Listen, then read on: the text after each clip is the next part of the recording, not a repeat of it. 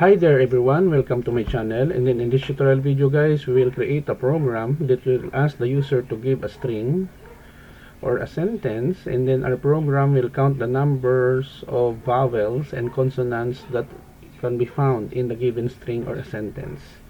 Before we continue, I would like to say thank you so much to all my viewers, supporters, and subscribers in my channel. Thank you for watching my videos, especially to Marshmallow, Sir Ernil, and Ma'am Robelin.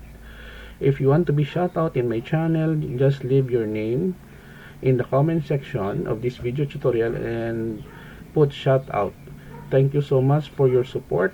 I hope that you will continue watching my videos.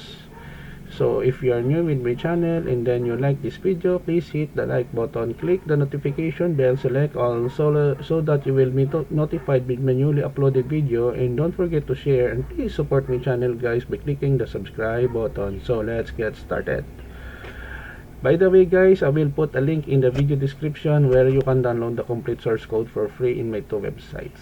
Okay, so we have here vowels_consonants.py, the name of our file. So every program in Python should be ended with the extension of py.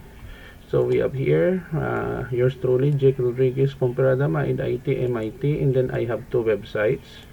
The first one is www.jakerpomperada.blogspot.com, and then the second one is jakerpomperada.com, where you can visit and download free source code for free, that you can use in your computer assignments, programming assignments, projects, software development. Feel free to visit my two websites. Thank you. And then currently guys, I'm accepting computer programming jobs at a very reasonable cost. You can reach me at my personal email address, jakerpomperada@gmail.com. I accept computer tutorials, web development, mobile, school assignment on a wide variety of programming languages like C, C++, Java, Python, Visual Basic.net, C#. So you can send me an email for inquiry. Thank you again. And then my location is Bacolod City, Negros Occidental, here in the Philippines. So we have here print line number 8, \t, the title of our program, vowels and consonants in Python. Print, give a string. It will be stored in our variable str, vowels and consonants. I declare two variables and initialize this variable to 0 using for loop statement in Python. For I, str, lower. This command will convert capital letters into lowercase. So if I equals A, or I equals E, or I equals I, or I equals O, or I equals U, we will count by one vowels, else consonants, and then we will display here the result, the number of vowels, the number of consonants, and then end of program. That informs the user that the program has been, and then print.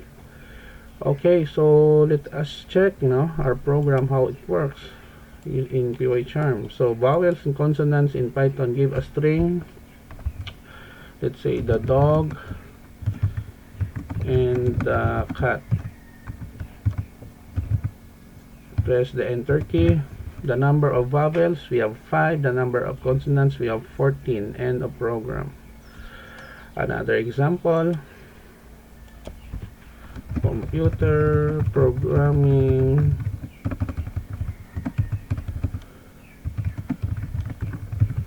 in Python is fun and easy.